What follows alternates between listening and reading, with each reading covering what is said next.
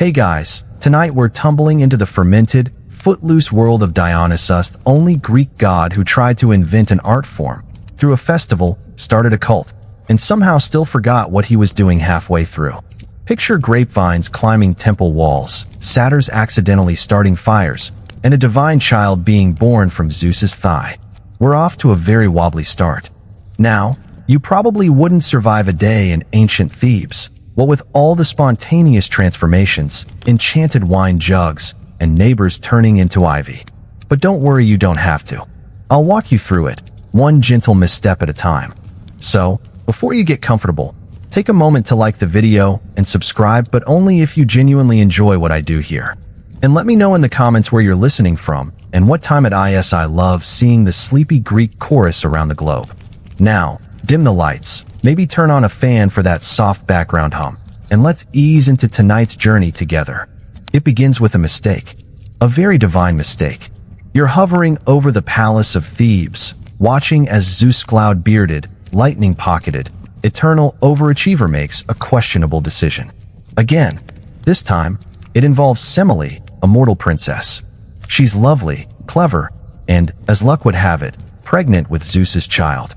Hera, Zeus's wife, is not thrilled.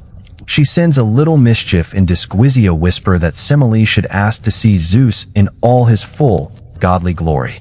And because she's never heard the phrase, "Don't push your luck with sky gods," she does. Which, unfortunately, is how she gets vaporized by divine radiance. And yet the baby survives.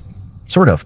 Zeus, panicked but determined, scoops up the fetal Dionysus and, without consulting any celestial medical professional, slices open his own thigh and tucks the baby inside. You are now imagining Zeus, the king of the gods, limping around Olympus with a god baby gestating in his leg. You're welcome. 9 months later or some arbitrary mythical timeframe, Dionysus is born again, fully intact and already fussy. Hence the nickname, Twiceborn. Historians still argue whether this thigh birth was symbolic of rebirth, divine resilience, or just bad anatomy class. You're there now, in a golden nursery nestled between Olympus and confusion, watching tiny Dionysus swaddle himself in grape leaves and try to nurse from a wine jug. He's raised by nymphs forest caretakers who specialize in things like lullabies, fermentation, and singing in keys no mortal could follow. Even as a toddler, Dionysus is a bit much. He laughs too loud. He cries wine. He turns his rattles into musical instruments. And when he doesn't get his way, entire vines start sprouting through the floorboards. Eventually, Zeus decides the boy needs structure, or at least some friends who aren't plants. So he sends him to the distant reaches of Phrygia and India, which in mythological geography means somewhere vaguely east with room for magical accidents. Along the way, Dionysus starts collecting misfits, satyrs with flutes, maenads with poor impulse control, and mortals who are really just here for the free drinks and dancing. And thus, the god of wine, madness, and eventual theater begins his long, wobbly journey toward art. He just doesn't know it yet. At this point, Dionysus is charming, reckless, and maybe 17. He's already invented 3 kinds of drinking games, 2 of which involve singing to goats. He's learning how wine can make people happier, make them chase invisible birds through a forest until they trip over a shrine. But one thing is certain, Dionysus has a vibe. He's not like the other gods. He doesn't thunder. He doesn't hurl tridents or shoot arrows. He throws parties. He gets invited to dinner, then accidentally turns the host into ivy for snubbing the dessert. And somewhere along the way, he starts to wonder, isn't there a better way to tell stories? Something that isn't just oracles muttering or philosophers lecturing goats. He doesn't have a plan yet, but he has an instinct, and also a slight hangover. You fall asleep now with Dionysus curled under a fig tree, murmuring ideas to himself. He doesn't quite remember what he's trying to invent, but he does remember that it should involve masks, music, and possibly a talking donkey.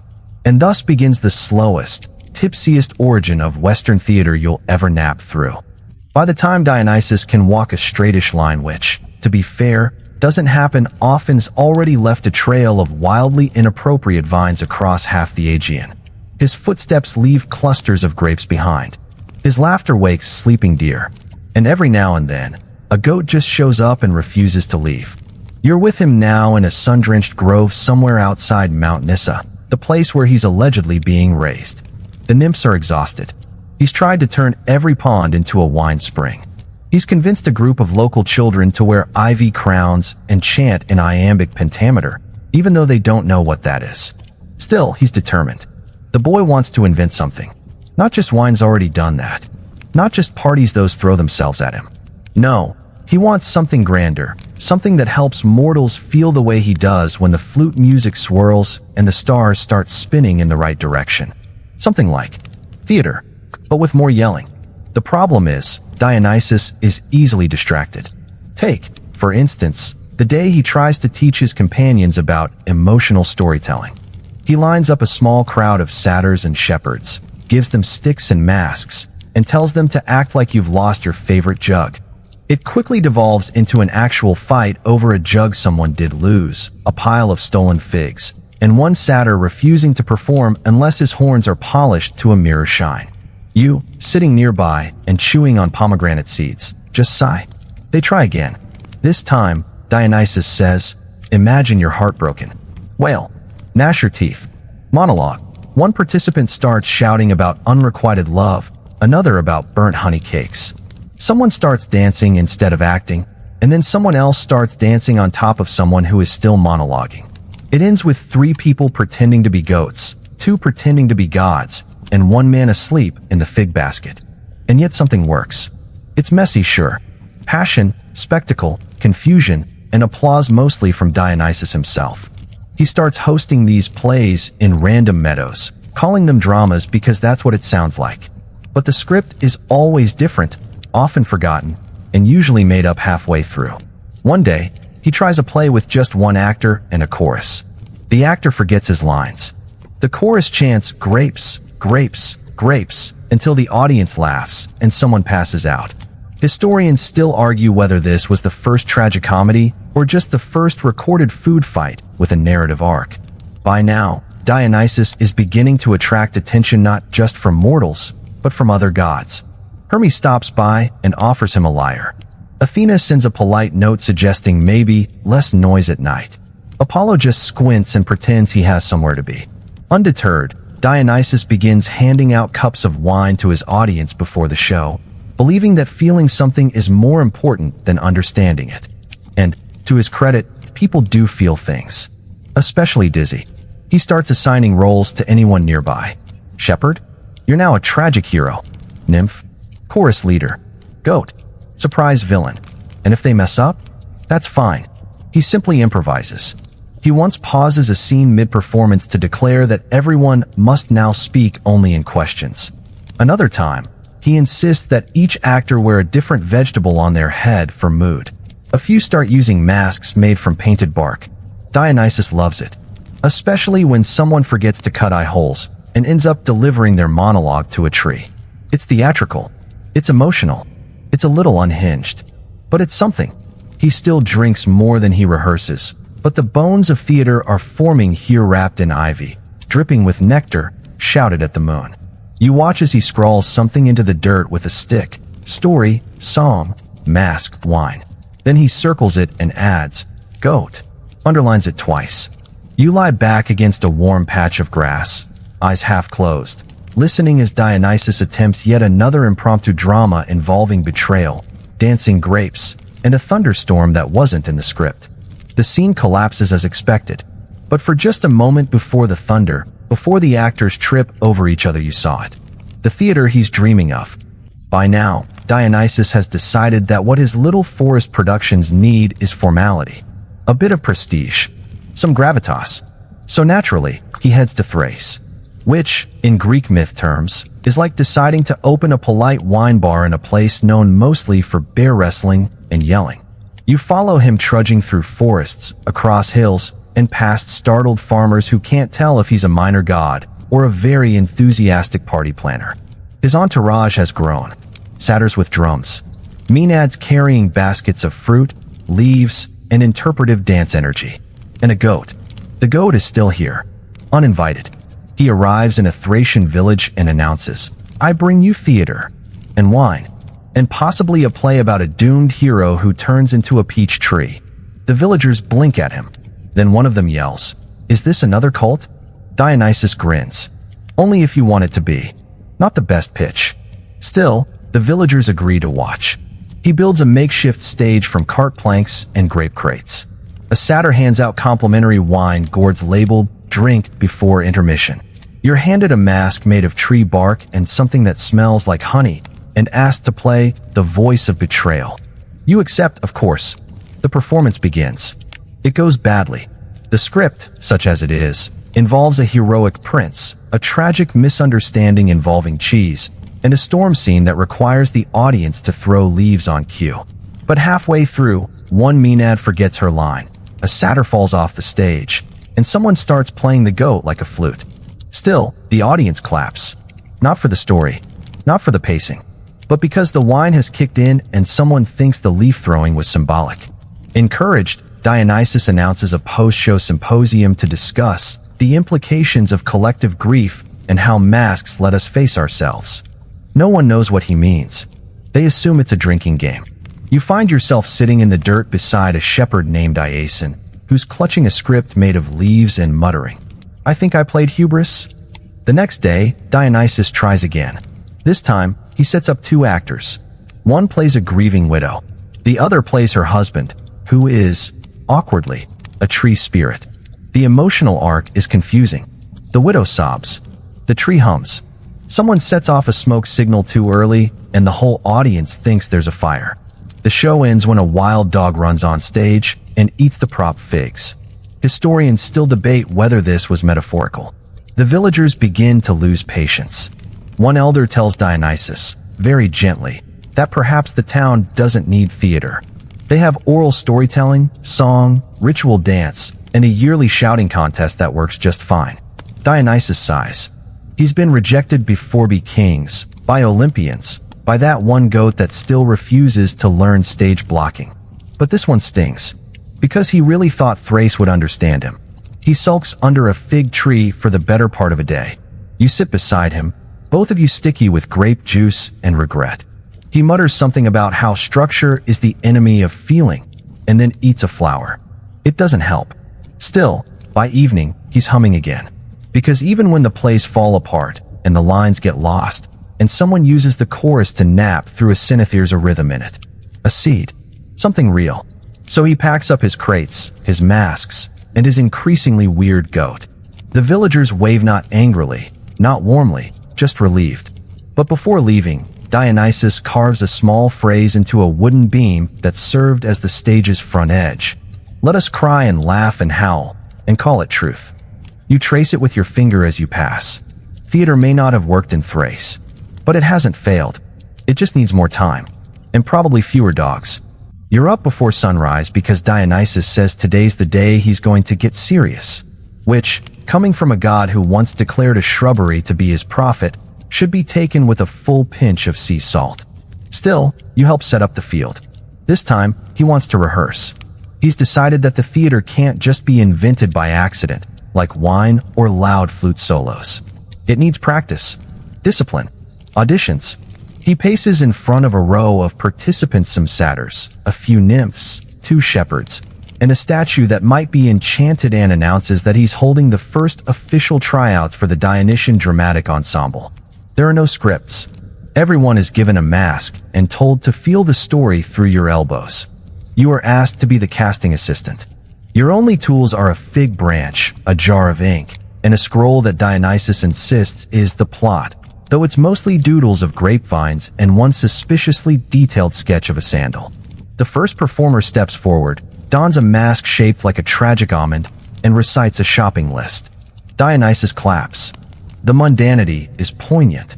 Another tries to deliver a heroic monologue, but breaks into hiccups halfway through. The chorus takes it as a cue and begins chanting hic, hic, fate, like it's a sacred text. One Maenad improvises a love confession to a pile of kindling. A satyr forgets his mask and uses a pumpkin instead. Someone reenacts their dream about a river that judges you. Somehow, everyone gets cast. Rehearsals begin at what Dionysus calls dawn-ish, which turns out to be whenever he finishes breakfast. There is singing. There is stumbling. There are multiple arguments about whether the goat gets a speaking role. It does, but only one line, ma. Dionysus insists that every performance must include emotion, masks, a chorus, and at least one dramatic misunderstanding. You quickly realize that the chorus is both essential and unmanageable. The group's job is to chant, hum, react, and occasionally narrate. But every time you give them a cue, they forget the words and start singing about olives instead. One day, they simply start giggling and don't stop until the sun sets. Dionysus, ever the optimist, says this is perfect. He declares that comedy and tragedy are not opposites, they are cousins who share sandals and steal each other's lunch. He also invents a new genre, tragic giggle chant. You're not sure if it's a performance style or a medical condition. One rehearsal ends in complete disaster when someone brings actual wine on stage. Within minutes, the actors are weeping in character, the chorus is reenacting a flood, and a goat has climbed the prop scaffolding. Someone yells, "Is this still the rehearsal?" And Dionysus shouts, "No, this is art." Later, over roasted chestnuts and badly tuned flute solos, he tells you he might be onto something. "I think people want to feel big things," he says. Laughter, sorrow, goosebumps, the urge to hug a tree, but they also want someone to guide them through it. You nod slowly, chewing your chestnut. "So like a story?" He points at you with the chestnut. "Exactly, but with masks." The next morning, he tries a performance with assigned roles, timed cues, and a beginning, middle, and end. It's a lovely attempt. But someone forgets their mask, someone else forgets what a mask is, and the goat refuses to leave the tragic hilltop scene until bribed with apple slices. Still, the audience claps. One old woman even cries, although she later claims it was just because she tripped on a gourd. It's becoming clear that theaterist Dionysus sees itis less about perfection and more about the strange joy of collective expression. You mess up together. You feel things together.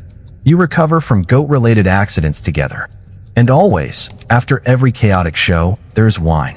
Not for forgetting, for remembering how silly it all is. And how sacred. The next rehearsal ends with everyone in the wrong costume, reciting the wrong lines, to the wrong music. Dionysus declares it a triumph. "People don't come for sense," he says, twirling in his ivy crown. "They come for sensation." He might be right. It's a breezy morning on the slopes of Mount Helicon, and Dionysus has decided after a slightly too ambitious breakfast of honey cakes and experimental me that today's rehearsal must include a new artistic innovation, masks. You're in charge of carrying the basket. Inside, bark cutouts, scraps of cloth, pressed grape leaves, and one fairly alarming mask that appears to be made from an entire turnip. It's unclear if it's wearable or just angry. Dionysus gathers his troupe. They're sleepy, half-costumed, and one satyr is still finishing a piece of cheese mid-song. He holds up a mask made from silver fig bark and declares, "We must become our feelings." The goat sneezes. So begins the day of masks. He passes them out like sacred scrolls, assigning them names like wounded joy, hiccuping sorrow, and that one cousin you regret inviting. Some masks are expressive, painted in vivid colors. Others are just vague ovals with holes poked in and a bit of oregano for eyebrows. The troupe takes it all extremely seriously. You're given thoughtful confusion. You don't know what that means, so you simply blink slowly at people all day, which turns out to be oddly effective. The point of the mask, Dionysus insists, is not to hide who you are but to let the idea take over. Which sounds beautiful until someone tries on a mask called Angry Pig Farmer and refuses to break character for 3 hours. Even the goat leaves. The first play with masks is, by all definitions, a disaster. The lead actor wears a mask with such a large nose that it bonks the other actor every time they turn. Half the chorus wears their masks upside down. And Summonino one knows who switches out the final mask labeled Death with one labeled Mild Disappointment. The climactic death scene gets laughs. Dionysus, perched on a tree stump with a wine jug in one hand and a pomegranate in the other, sighs dramatically. This was supposed to be a tragedy, but it's not all wasted. The masks do something strange. They free people. Actors who once forgot every line now strut across the stage with swagger. Shy shepherds deliver passionate soliloquies from behind papier-mâché emotion. Even the chorus starts hitting their cues well, most of them. There's a magic in anonymity, in being allowed to play sorrow without being asked if you're doing okay, to act fury without being judged, to howl in grief without explaining who you lost. It's clumsy, beautiful, embarrassing, effective, and yet the Olympians are not impressed. Word of Dionysus's productions has spread mostly thanks to Hermes, who treats divine gossip like a full-time sport. And so, one afternoon, the gods come to watch. You are told to clean the stage. The audience includes Athena, arms folded, already looking skeptical, Apollo, lounging in his radiant glow, pretending not to take notes, Artemis, watching as if judging whether any of this could be hunted, and Hera, seated at the back with a parasol and the unmistakable look of someone preparing to be underwhelmed. Dionysus announces his play, The Song of the Grapevine Who Loved Too Much. You don't know what it's about. No one does. The actors enter. The masks are worn. The chorus begins. And it is chaos. Two actors enter at the wrong time and end up doing the same monologue simultaneously. The chorus loses the rhythm and breaks into interpretive humming. One satyr's mask falls off mid-scene, revealing a look of pure confusion. The goat, now inexplicably in Act 2, eats the scenery. Literally. Halfway through, Dionysus joins the performance to fix the energy, playing a grapevine's conscience with improvised dance moves. The result is somewhere between performance art and a nervous breakdown. The Olympians stare. Apollo eventually coughs and asks, "Is it supposed to be funny?" Dionysus wipes sweat from his brow and mumbles, "It's layered." Athena raises one eyebrow. Hera pretends to fall asleep. By the end, there's polite clapping. But it's the kind of clapping that says, "Well, that happened." The gods leave. Apollo lingers long enough to say, "Nice masks, though." You sit beside Dionysus after the show, both of you staring at the smoldering remains of the fig leaf curtain. "I thought the masks would fix everything," he mutters. You shrug. "They made it more interesting." He grins. "And isn't that what theater's about?" You nod. The goat sneezes again. And just like that, the masks stay. The troupe may be a disaster, but they're a mass disaster now. And sometimes, that's enough to feel like you're on the cusp of something real. The sky is overcast in that lazy, dramatic way, as if the weather itself is pausing for effect. Dionysus is trying again this time with a hand-scrawled flyer nailed to an olive tree. Tonight, a divine debut. Wine served. Applause mandatory. The stage is mostly repaired. The chorus has been bribed with honey cakes. The goat has been distracted with melon rinds and a song in D minor. This time, Dionysus is convinced that his troupe will nail it. Because tonight, the Olympians are coming back. Sort of. They're sending messengers. A couple of minor river gods. One actual muse. And a pigeon that may or may not be Artemis's subtle way of saying, "Don't mess this up." You're helping backstage, trying to keep things organized. But it's like herding fog. The lead actor has changed their lines to feel more personal. The chorus wants to use tambourines now. Someone put the mask labeled Wrathful Queen on upside down and won't admit it. And Dionysus? He's pacing in a circle, muttering, "Maybe I should have written it down. Maybe writing is for mortals. Maybe this whole thing is about not knowing the ending." He trails off mid-thought and pours wine into a decorative vase. Not for a toast for stress. The audience arrives. Mostly demigods, nymphs, one confused philosopher, and the aforementioned pigeon. Everyone is seated on woven mats or half-fallen logs, fanning themselves gently and pretending this is a real theater and not a field with decent acoustics. Dionysus steps forward. He's barefoot, vine-crowned, slightly shimmering with nerves. He bows. "Tonight, you will witness truth disguised as nonsense." Then he vanishes behind a curtain of fig leaves, and the show begins.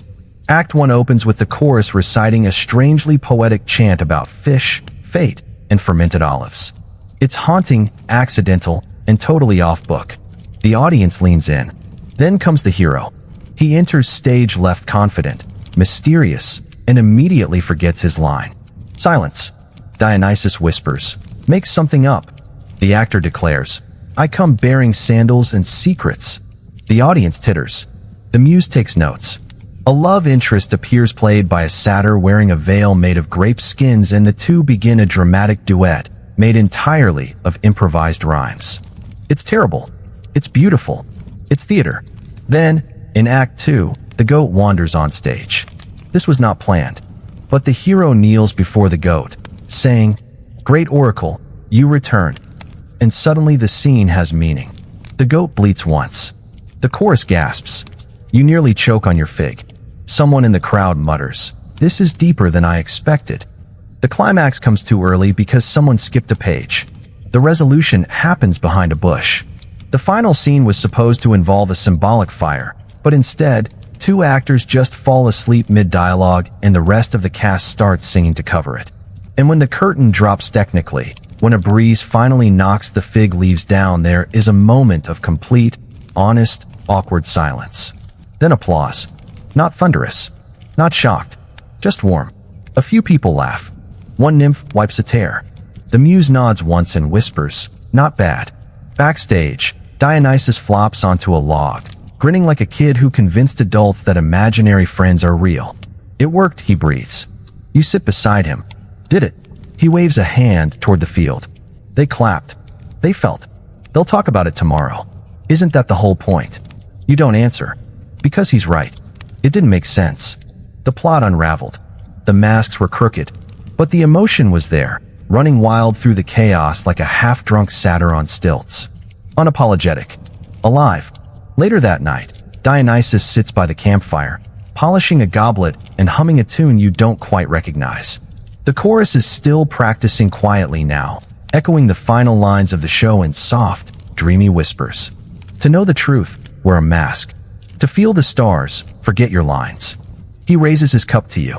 To failure, he says, which is really just theater in its purest form. You clink cups. The fire crackles. And somewhere, beyond the trees, the pigeon is still watching. It's late morning and Dionysus is in a mood, not the fun, "Let's redecorate the sky with ribbons" mood, but the "why didn't anyone understand" the great monologue kind of mood. You find him sprawled dramatically beneath a fig tree, a wreath slipping off his curls, and one sandal lost entirely.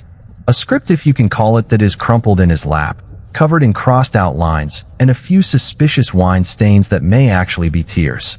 None of them clap during the scene with the talking grapes, he mumbles. That was the soul of the play. You nod slowly and offer him a slice of melon. He waves it away. The Olympians don't get it. They want everything symmetrical, predictable, narratively satisfying. You decide not to mention that the second act involved 3 accidental weddings and a sheep singing backup vocals. Still, Dionysus isn't entirely wrong. Word has spread among the higher gods that his performances are unfocused, emotionally irregular, and deeply sticky. Most Olympians now send emissaries instead of attending in person, usually minor wind spirits or lesser river nymphs, with polite smiles and notepads. Even Hermes, who once praised a chorus's timing with genuine enthusiasm, has started making excuses. They're all cowards, Dionysus declares. Except Hestia. She actually cried during the silent scream scene. He brightens slightly at the memory, then frowns again. But Ares said it was theatrical nonsense, which is hilarious coming from a man who yells his name every time he enters a room. You sit beside him. He hands you a scrap of dialogue from last night's performance. It reads, "Do you fear the storm, or only the mirror in its eye?" He sighs. No one even noticed that line. You noticed. You thought about it for hours. Still, rejection stings even when you're a god. That afternoon, Dionysus stages a new rehearsal, fueled entirely by spite and 2 pitchers of pomegranate wine. This time, the play is titled, "Why the World Fails to Applaud Art." It's not subtle.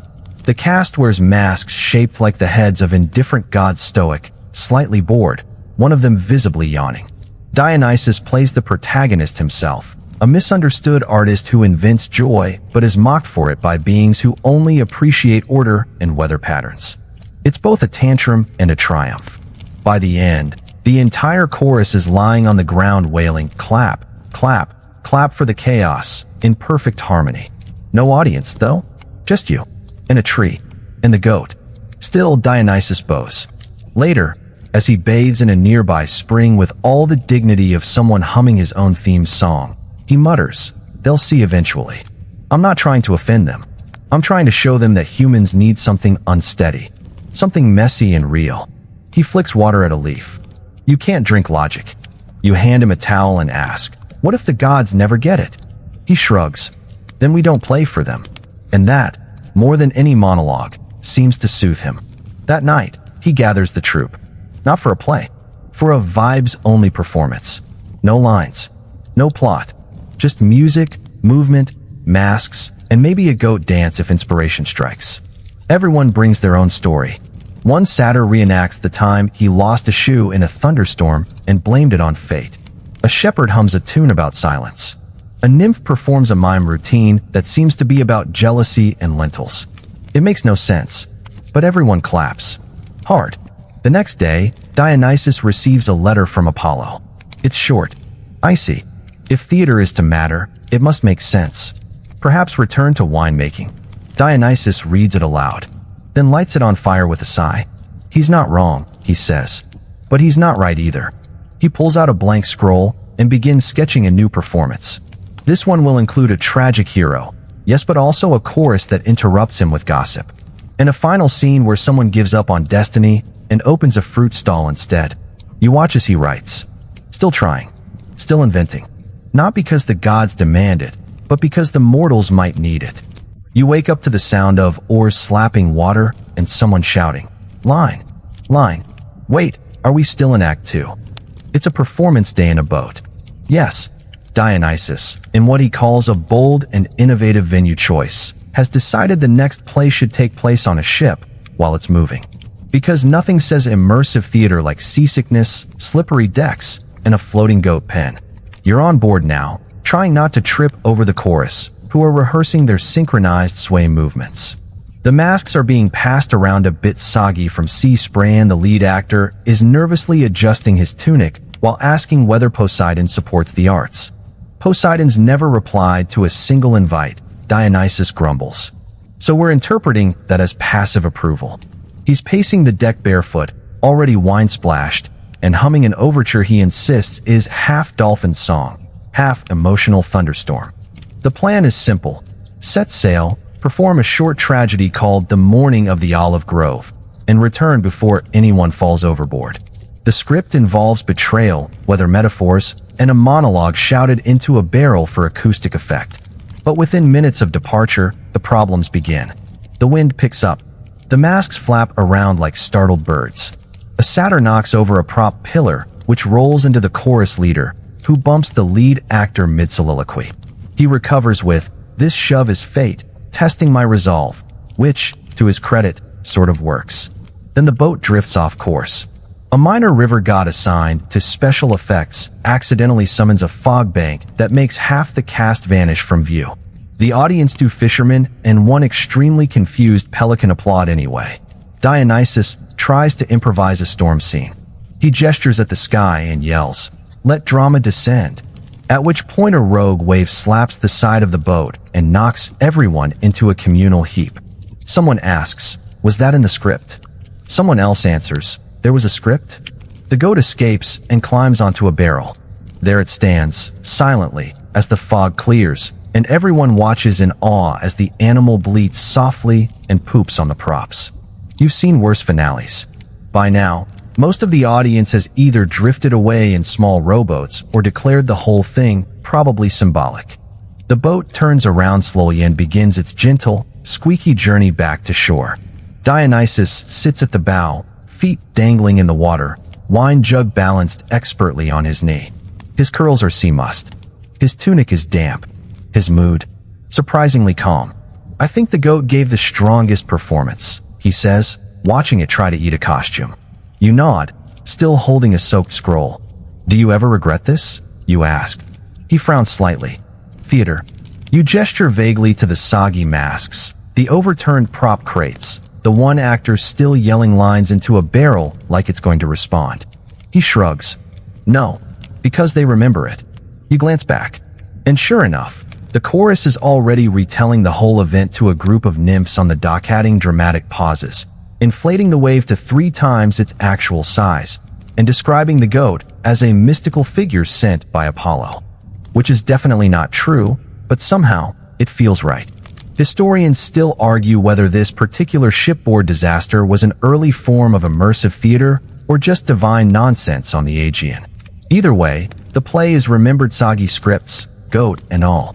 That night, back on land, Dionysus hosts a post-performance reflection banquet, which involves pomegranate stew, lukewarm philosophy, and a long toast in which he thanks the sea, the wind, and the goat who understood nuance. You're seated beside an actor who spent most of the performance pretending to be a waif. He leans over and whispers, "Next time, I want to be the boat's feelings." You nod. Of course, Dionysus is already planning the next show. Maybe on a mountain, maybe underground, maybe entirely in mime, but only using shadows and feathers. He says this while decorating a mask with olive pits. You fall asleep to the sound of chorus members practicing their fog chant, the goat softly munching parchment, and Dionysus muttering something about inventing audience participation but make it emotional. And despite everything, the boat, the storm, the barrel, you know he's not done. Not even close. There's a hush over the valley this morning, not the usual dramatic stillness before one of Dionysus's productions collapses under its own ambition, but something different. Lighter. Like the air itself is waiting for a good story and maybe a little wine. Today's play has no name. Dionysus says naming it would limit the possibilities.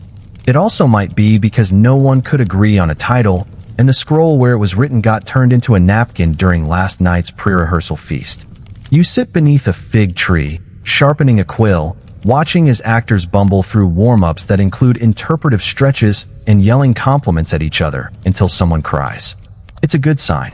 There's buzz today because this is the first time the performance is open to mortals and gods, and one goat who refuses to leave no matter how many fig cakes are offered. The crowd gathers. Farmers, poets, sailors, a priest who claims he's just supervising. There are even a few hesitant gods near the back, minor deities of fog, pottery, and dramatic pauses. Everyone finds a place in the amphitheater-ish clearing, shaded by olive trees and optimism. Dionysus paces in front of the cast, holding a prop flute and a very unofficial script. "Listen," he says, "this one is different. Less shouting, more feeling." The cast looks skeptical. "No wine gags?" asks a satyr. "Minimal," Dionysus replies. "No surprise dance battles?" He thinks. Point one. But tasteful. The play begins.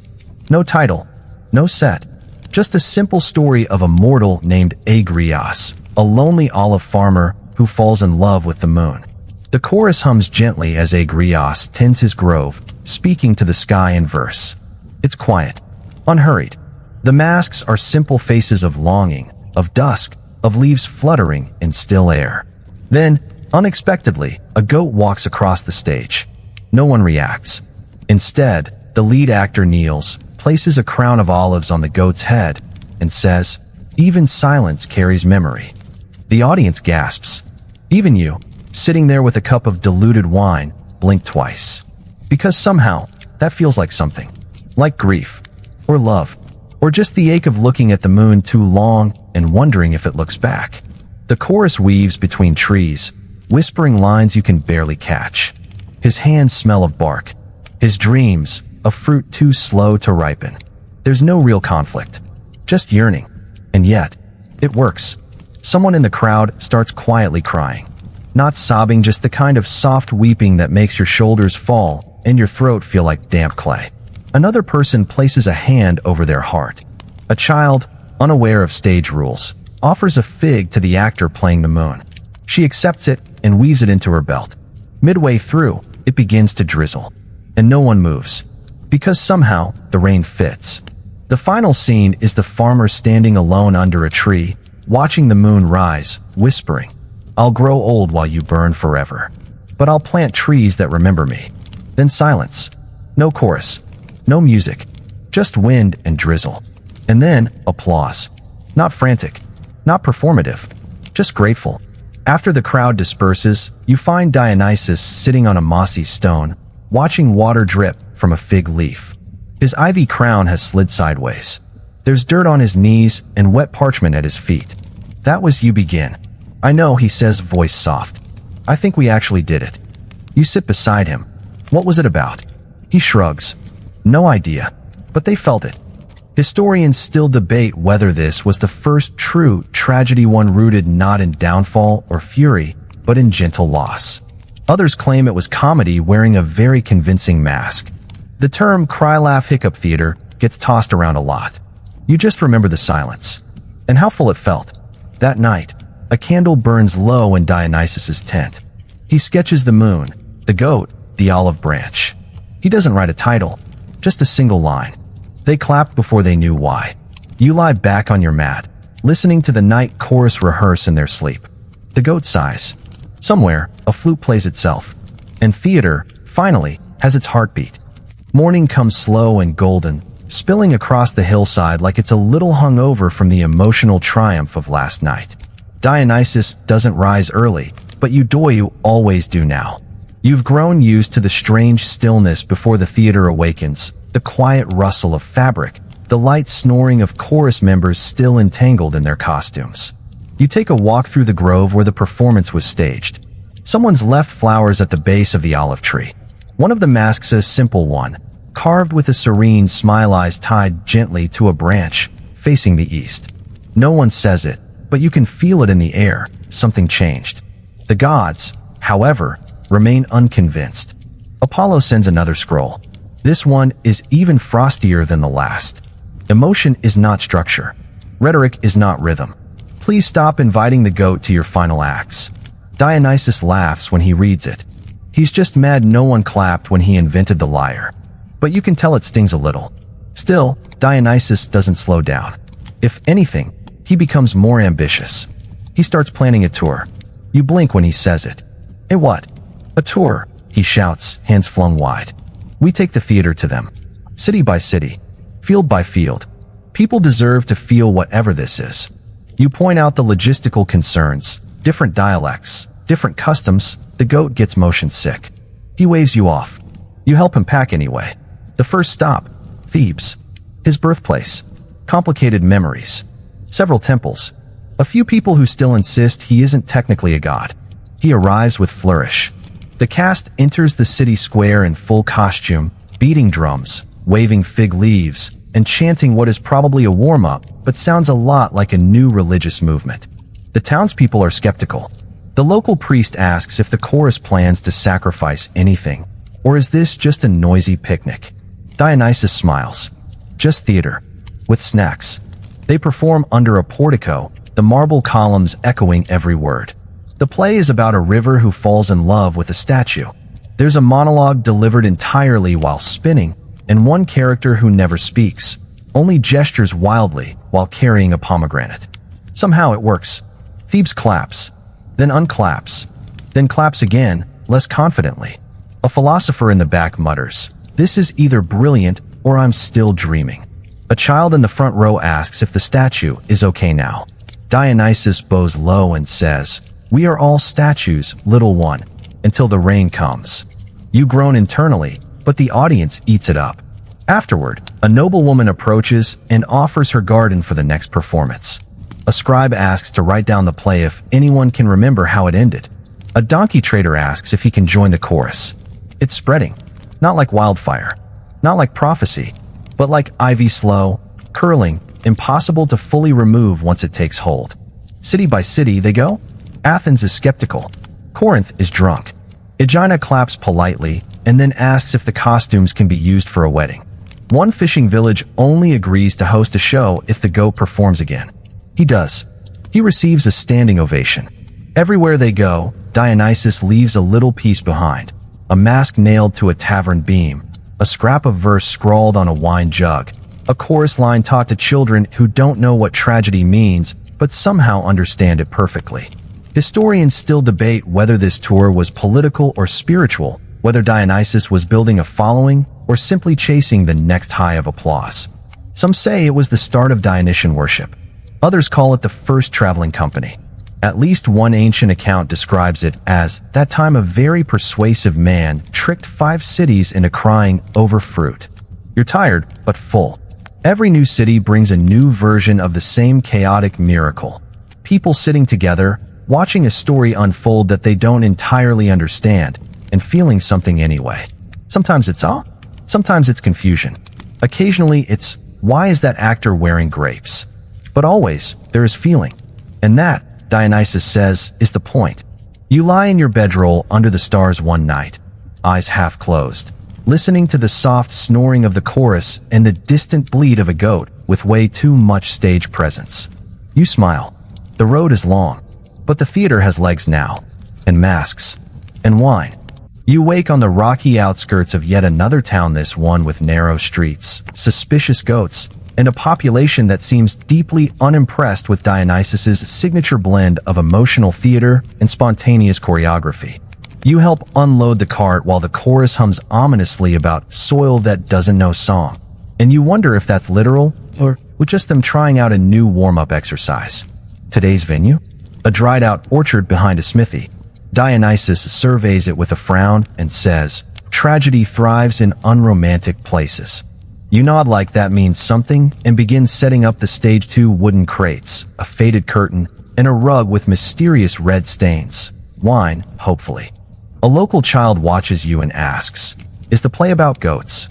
You shrug. It's always possibly about goats.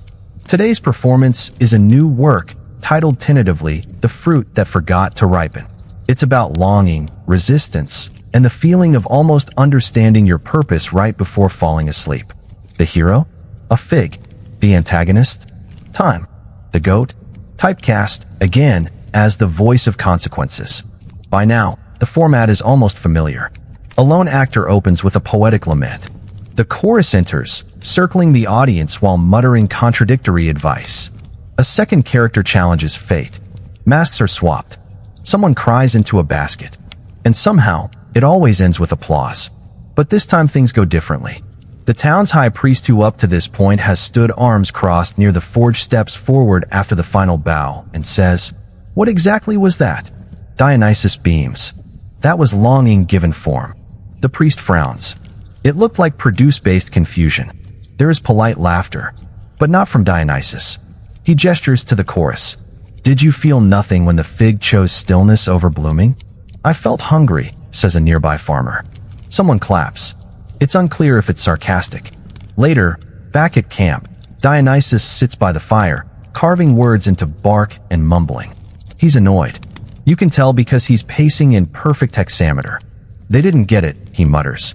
"We give them magic and mystery, and all they want is clarity and goats doing pratfalls." You offer him a honey cake. He sighs and accepts it. "Maybe we went too abstract," you say. He squints. "Is there such a thing?" You don't answer, but he keeps thinking. You can see it in the way he twirls a grapevine around his wrist, the way he recites last night's monologue under his breath, editing as he goes. "I want them to ache a little," he says finally. Not from confusion, from recognition. The next day, he announces something new. A comedy. Everyone stares. Even the goat lifts its head. "Yes," Dionysus insists. Laughter, but meaningful. Still masks. Still chorus. Just lighter. And so begins rehearsal for The Village That Forgot How to Dance. It's a farce. A satire. A complete shift. The lead actor plays a mayor whose shoes are too loud. The chorus plays judgmental sheep. The final scene involves everyone realizing the town was cursed by a grumpy turnip merchant. It is, by all definitions, nonsense. But it works. People laugh. Out loud. Hard. Not polite chuckles. Real, doubled over, snort-laughing fits. And after the curtain falls well, flutters there's applause. Loud. Lasting. Earnest. Dionysus bows deeply, straightens, and says nothing. Just watches their faces, the way they glow after release, after permission to feel foolish and full all at once. That night, he confides in you. Maybe it's not either or. Maybe laughter and tears are siblings. You raise an eyebrow. Siblings who occasionally throw figs at each other? He nods. Exactly. Historians still argue whether Dionysus invented comedy on purpose or stumbled into it while trying to express existential dread using barnyard metaphors. But what's certain is this. The people loved it. Not because they understood it, but because it made them feel welcome inside their own chaos. The goat gets a bigger part in the next version. You don't question it.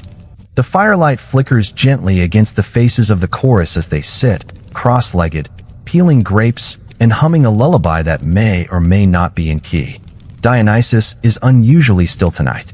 He's chewing on a fig, eyes distant, staring into the flames like they owe him an explanation. You sit beside him. He doesn't speak for a long time. Finally, he says, "They called it a cult." You pause mid-sip of your watered wine. Who did? The Council of Delphi. Or maybe just a guy named Phocion who thinks laughter is dangerous. He tosses a grape into the fire, where it hisses and pops. They said we're too emotional. That we stir too much. That we make people cry when they weren't planning to. You lean back on your elbows, staring at the stars. Sounds like theater. Dionysus grins, but it fades quickly. The truth is, not everyone is thrilled about his little movement. Some temples have banned the chorus from performing near shrines. One city demanded masks be registered as potential instruments of disruption. A small island tried to outlaw satire altogether after a Maenad did a biting impression of their magistrate using nothing but a cabbage and an exaggerated limp. It's not rebellion. Not exactly. But it's something. And people are noticing. Tonight's play is being performed quietly, no drums, no parades. Just actors, cloaks, a moonlit grove, and a few small torches stuck in the dirt. The script is minimal. A story about a farmer who dreams of being a fish, and the river that tries to warn him he might not like the current. You're playing the river. Your costume is a long swath of blue cloth and a crown of reeds that smells faintly of optimism. It goes well. Soft laughter. Gentle gasps. A perfectly timed chorus whisper. What you chase may not chase you back. Then silence. And in the silence, contentment. But after the performance, someone arrives with a scroll. An official one. Sealed with wax bearing the mark of a high priest. The scroll accuses Dionysus of confusing the public, stirring unnecessary emotion, and promoting social inversion through unsanctioned drama. You all stare at it like it just recited a bad haiku. Dionysus reads it again, slowly, then uses it to fan his face. Social inversion, he mutters.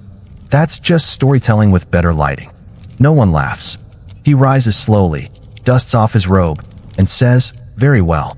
If they don't want theater, we'll give them something worse." You blink. Worse. He nods. We'll give them joy. The next morning, he announces a new kind of performance. No script. No stage. No structure. Just actors moving through the town like dreams, reciting lines at random. One whispers a poem into a stranger's basket of figs. Another bursts into song beside a fountain and disappears before the last note fades. A pair of satyrs reenact a breakup while climbing a wall. It's disorienting, disruptive, deeply funny, and it works. People follow. They laugh. They ask questions. Someone tries to join in. Another offers their own story to be added. By sunset, the entire market square is a swirling, unscripted play. Dionysus calls it living theater. Apollo, upon hearing of it, calls it a public nuisance. The next day, yet another scroll arrives. This one more stern. Cease performances, it says. Return to divine protocol. Dionysus flips it over and begins writing the next play on the blank side. This one, titled The Oracle Who Lost Her Voice and Gained a Tambourine. It will include tambourines and puppets and, for some reason, a subplot about existential baking. That night, he says to you, "They think I'm spreading confusion.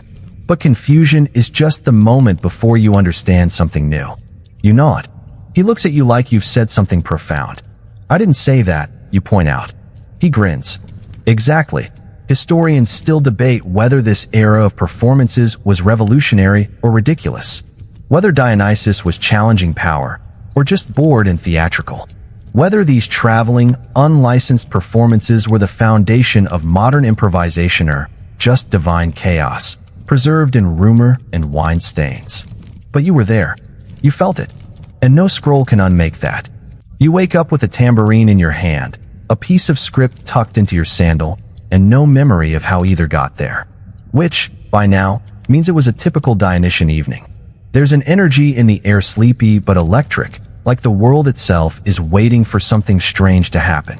Again, the chorus is stirring, half stretching, half singing what seems to be a breakfast-themed lullaby. The goat is already rehearsing. No one knows how it learned to spin on one hoof, but it insists on doing it every morning now.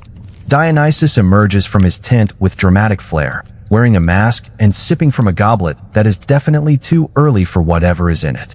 I had a dream, he says, voice echoing even though no one asked for it. About a performance with structure, with rules, with assigned seats. Gasps all around. And I think, he continues, we're ready for an actual theater. You nearly drop your fig. A building? You ask. A festival, he replies. A sacred one. A celebration of stories and masks and the great absurdity of being human. Someone whispers, like a scheduled event. Dionysus nods solemnly. Thus begins the most unlikely chapter of this theatrical journey, organization. The location is Athens. The name, City Dionysia. The idea? A grand gathering, once a year, where playwrights present structured dramas, actual plays with beginnings, middles, and ends. With judges, and prizes, and rules. Sort of. The first challenge? Convincing Athens.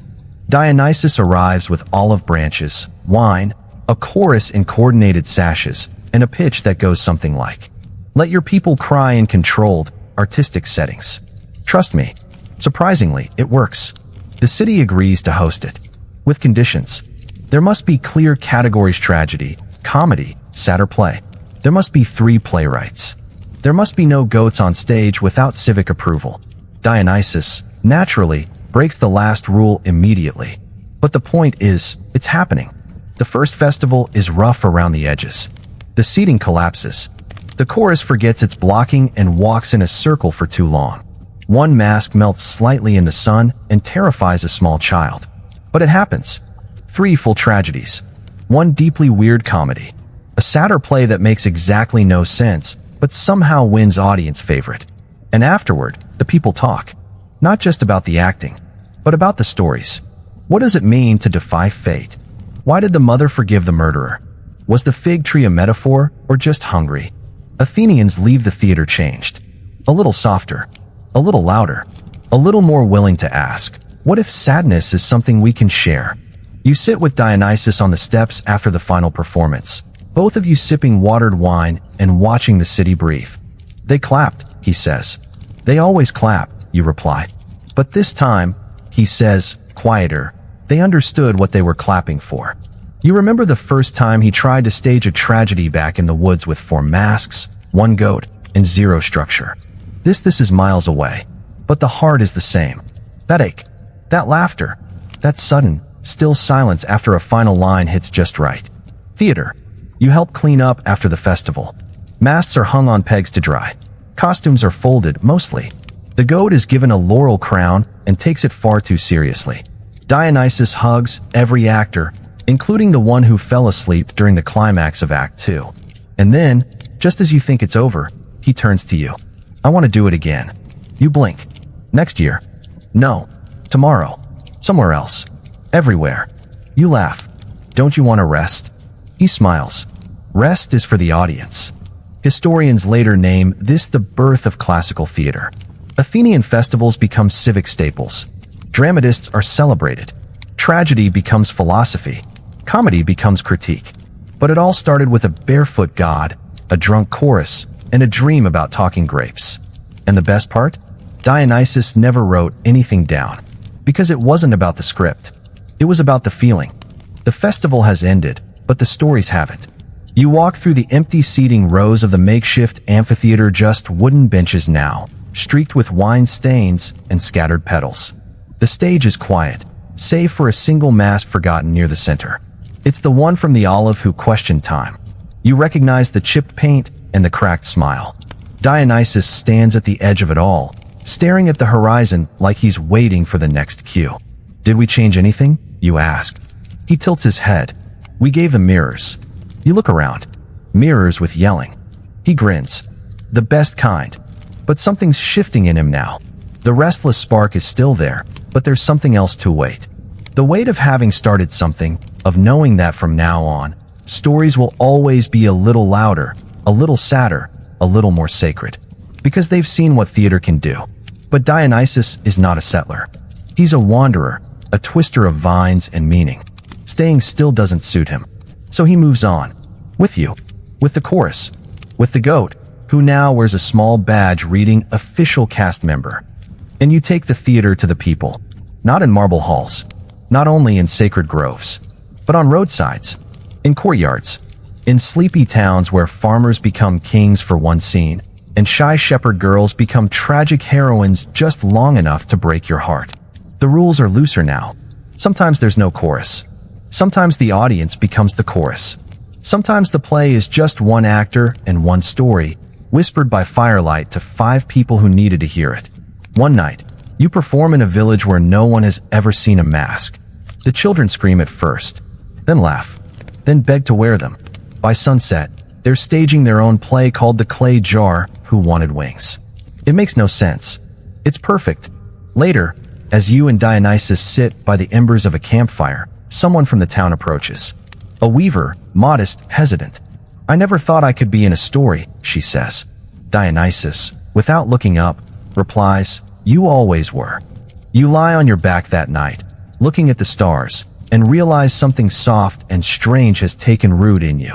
The rhythm of chorus chants, the weight of a mask in your hands, the hush of an audience leaning in not to be dazzled, but to be heard. It becomes clear, this isn't a phase. This is how the world changes. One crooked performance at a time. Historians still struggle to define it. Was it religion? Rebellion? Ritual? Entertainment? Yes, and none of those. Because the truth is, theater real, Dionysian theater isn't any one thing.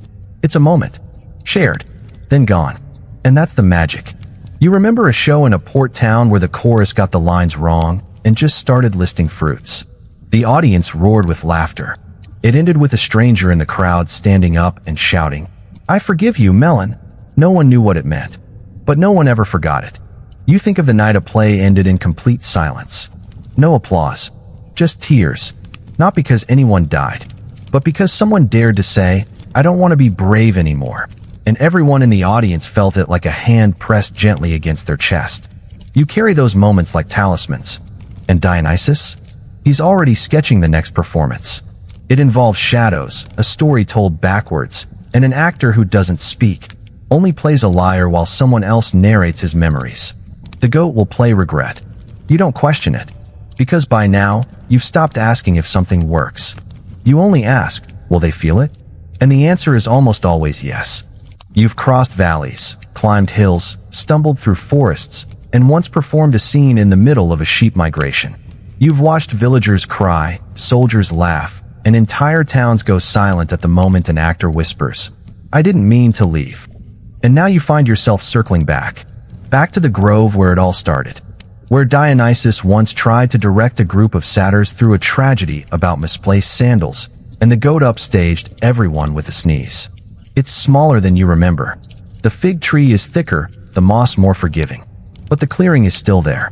And this time, Dionysus doesn't bring actors, just people. Friends, strangers, one philosopher who insisted on carrying his own stool. No stage, no curtain, just a circle, and a story. It begins with a line you've heard 100 times, but never like this. Once, there was a god who didn't want to rule, and Dionysus tells it. Himself.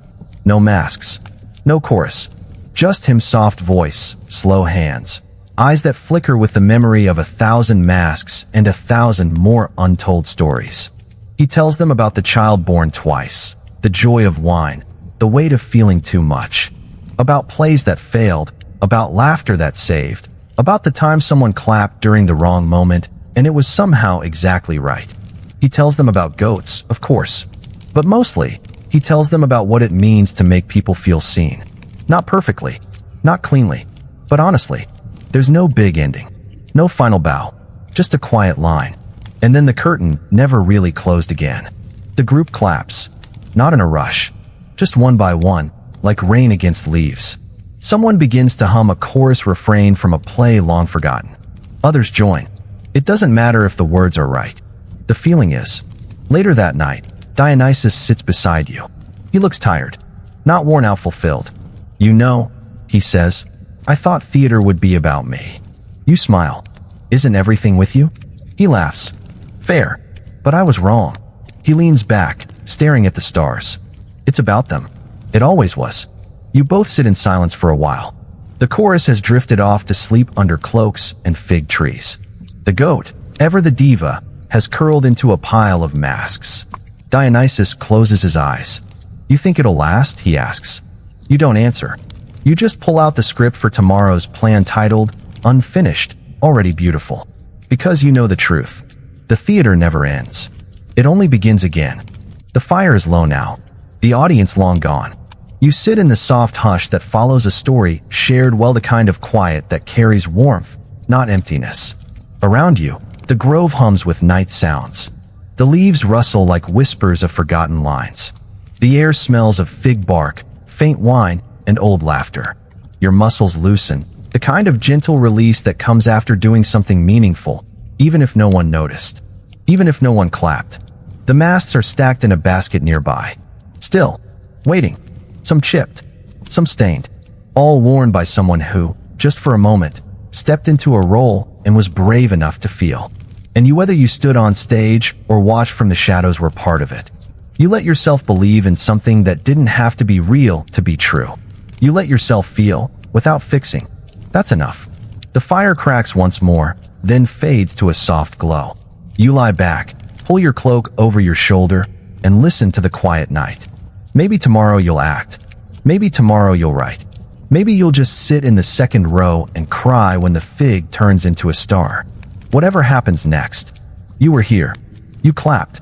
And you'll carry that rhythm in your breath long after the curtain never quite falls. Sleep now. Let the play end softly in your dreams.